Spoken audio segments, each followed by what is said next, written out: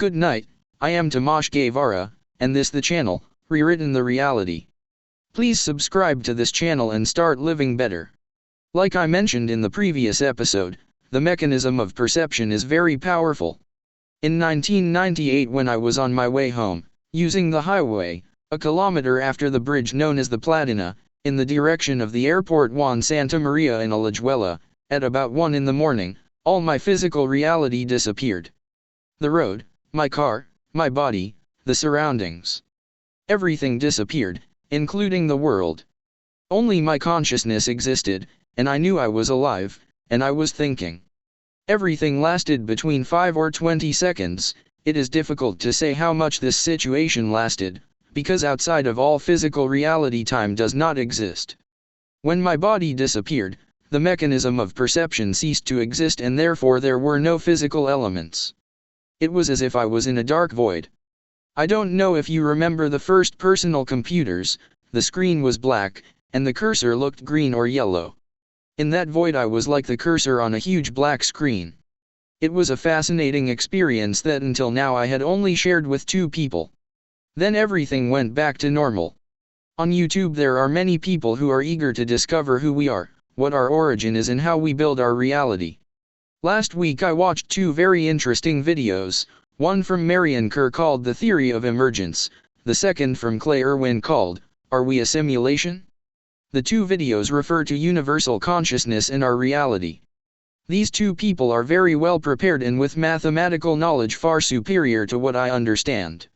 However, mathematics is an invention of ours, that works to some extent to describe the objects in our reality, but they cannot define imagination, nor feelings, love, or colors, and much less can they define what universal consciousness is. Therefore, the theories they present to us cannot be verified because they do not understand, nor do they recognize the functions of the mechanism of perception. What Mr. Clay does recognize is that many people get angry because they are religious fanatics or fanatics of some philosophy. 4 days ago, I ran into one of these fanatics on the internet. He identifies as Viracocha, the god of the Incas, who supposedly created the world. And this guy accuses me that my comments are spam, and he's the only one doing it. The rest congratulate me, and other videos creators don't bother because I'm helping them. Now I will touch on the subject of perception from the purely scientific point of view. Science does not understand why a particle sometimes behaves like a wave and a wave like a particle. They break their heads with the double-slit experiment. The double-slit experiment was performed by the English physicist Thomas Young in the early 19th century to support the theory that light was a wave and reject the theory that light was made up of particles. Young passed a beam of light through 2 slits and observed that on a screen there was a pattern of interference, a series of alternating bright and dark stripes. See images I'm projecting. This result is inexplicable if the light were made up of particles, but it is easily interpretable assuming that the light is a wave and that it suffers interference. The experiment has also been used in quantum physics to demonstrate the wave behavior of very small particles, such as electrons, atoms, or neutrons. The experiment consists of a single frequency wave source, an opaque display with 2 slits and a display screen. The experiment demonstrates the fundamentally probabilistic nature of quantum mechanical phenomena. What scientists ignore is that they are the creators of the effect, that is, they construct the behavior of particles or waves, because everything is made of links of universal consciousness. In classical physics there are 2 distinct worlds, waves, mechanical or electromagnetic, and particles, corpuscles, both very well defined. It was previously thought that there was no relationship between these 2 worlds, but in the late 19th century, as the small world, molecules, atoms, and their components, became known, it was discovered that smaller particles could behave like waves. If the particles behaved like waves, we had to know what wave was associated with those particles, the particle wave. At the same time, the opposite became apparent at that time, particle-like behavior of waves. 2 examples are the photoelectric effect and the Compton effect. Louis de Broglie based himself on the definition that already existed of photons, that they were the particles that form light, in classical physics, a wave, that behaved like particles. Thus, it was known that the mass of photons was zero, whose speed was that of light, and that it had an impulse associated with the wavelength of that light. Wavelength is a characteristic of waves that tells us at what distance the wave repeats again.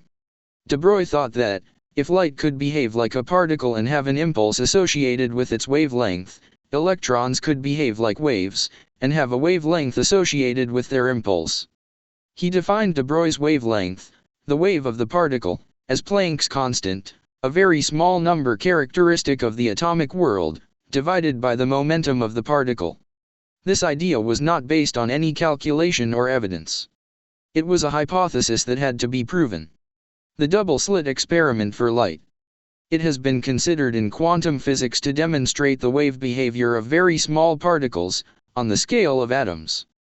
The experiment can be performed with electrons, atoms, or neutrons, producing interference patterns like those obtained when performed with light. This shows, therefore, the wave behavior of the particles. Let's see what happens in the double-slit experiment if instead of a beam of light we have an electron beam.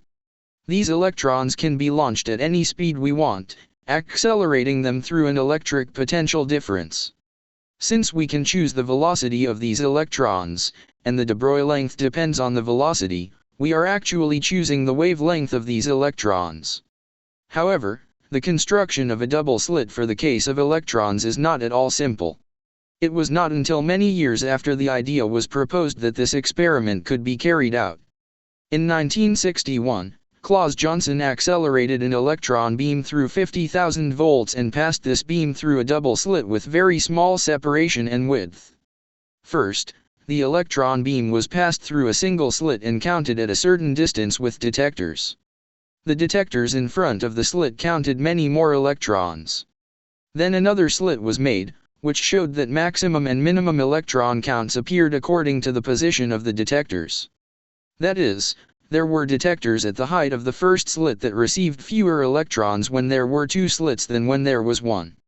The real reason nothing can be faster than light.